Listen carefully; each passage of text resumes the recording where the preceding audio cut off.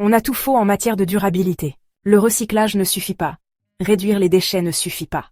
Mais si on pouvait prédire le vrai impact de chaque produit avant même qu'il n'existe?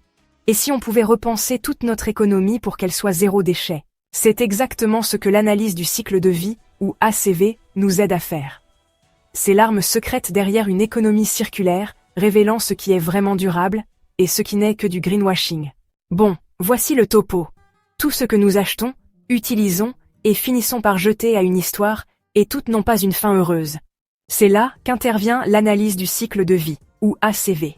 Pensez-y comme à un détective de la durabilité qui suit le parcours complet d'un produit des matières premières à l'élimination, révélant chaque petit secret sale en chemin. L'ACV ne consiste pas seulement à compter la quantité de plastique que nous jetons dans l'océan. Elle va plus loin, mesurant les empreintes carbone, la consommation d'eau, la pollution et l'épuisement des ressources à chaque étape de la vie d'un produit.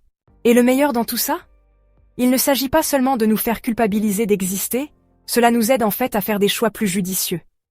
Dans la gestion des déchets, par exemple, l'ACV prouve que jeter des choses dans une décharge, c'est comme balayer la poussière sous le tapis.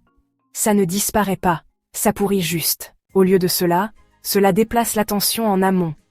Et si on produisait moins de déchets dès le départ?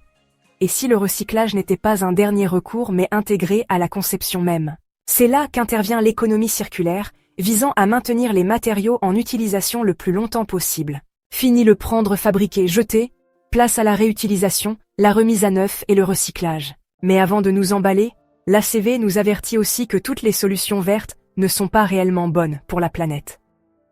Ce sac fourre-tout écolo? S'il est fait de coton vierge et qu'il faut 100 lavages pour qu'il soit plus écologique qu'un sac en plastique, il pourrait ne pas être si écolo après tout. Et bien sûr, les voitures électriques, ça a l'air génial. Mais qu'en est-il de l'extraction du lithium pour les batteries? Vous voyez le problème? L'ACV aide les entreprises, les décideurs politiques, et même les gens ordinaires à distinguer la vraie durabilité des mots à la mode. Bien sûr, ce n'est pas parfait.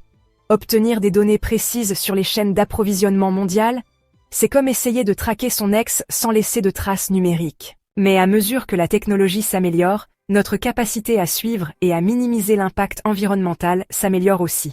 À l'avenir, l'IA et les mégadonnées vont dynamiser l'ACV, facilitant la conception de produits sans déchets dès le départ. D'ici là, c'est à nous de faire pression pour des décisions plus intelligentes, d'exiger une vraie transparence et de cesser de tomber dans le piège des gadgets de greenwashing. Je vous laisse en discuter dans les commentaires. Quelle est une habitude éco-responsable à laquelle vous juriez avant pour découvrir plus tard qu'elle n'était pas si durable que ça? Vous pouvez nous soutenir en vous abonnant si ce n'est pas déjà fait. Prenez soin de vous, prenez soin de vos proches, et je vous retrouve bientôt dans une autre vidéo.